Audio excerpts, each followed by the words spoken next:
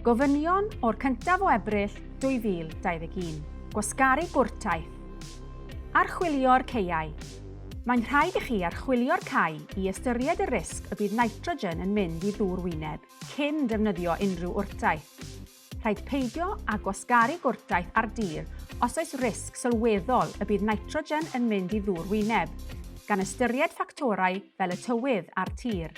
Er enghraifft, tir wedi rewi neu tir dan ddŵr. Llethyr, uwch nag 20%. Math o bridd, a pha mor agos yw'r dreiniau tir. Lleiniau clustdodi. Rhaid peidio â gwasgaru tail organig o fewn 10 metr i ddŵr wyneb. Oni bai eich bod yn defnyddio offer gwasgaru manwl gywir, lle mae'r pellter yn 6 metr, neu o fewn 50 metr i dwll tirio, ffrwd neu ffynon. Rhaid peidio â gwasgaru gwrtaith nitrogen wedi weithgynhyrchu o fewn 2 fetr i ddŵr wyneb. Ymgorffori tail organig. Mae'n rhaid i dail organig sy'n cael ei roi ar bridd moel neu sobl ac eithrio pridd sydd wedi ei hau, gael ei ymgorffori cyn gynted ac sy'n ymarferol ac o fewn 24 awr. Cyfnodau gwaharddedig ar gyfer gwasgaru gwrtaith nitrogen wedi weithgynhyrchu.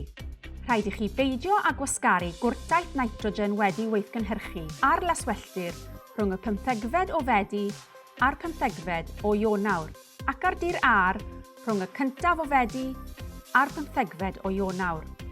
Ceir rhai eithriadau. Gweler y canllawiau manwl i gael gwybodaeth am eithriadau. Cynhyrchu a storio sylwair.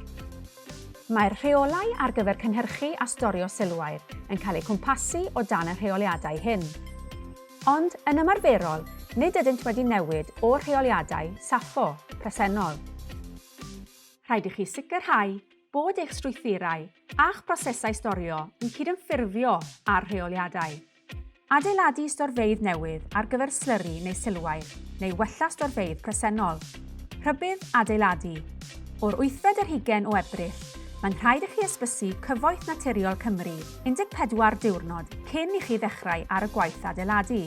Mae hyn yn cynnwys ehangu neu ail adeiladu storfeydd presennol yn sylweddol neu adeiladu storfa newydd. Bydd hyn yn sicrhau bod y storfa'n addas at y diben ac yn cydymffurfio â'r rheoliadau.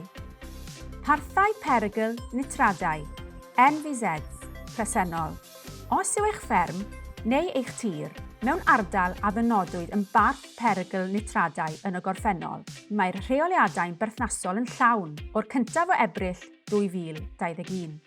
Nid yw'r rheoliadau'n cyflwyno unrhyw ofynion ychwanegol a gallwch barhau i ddefnyddio cofnodion sy'n bodoli eisoes.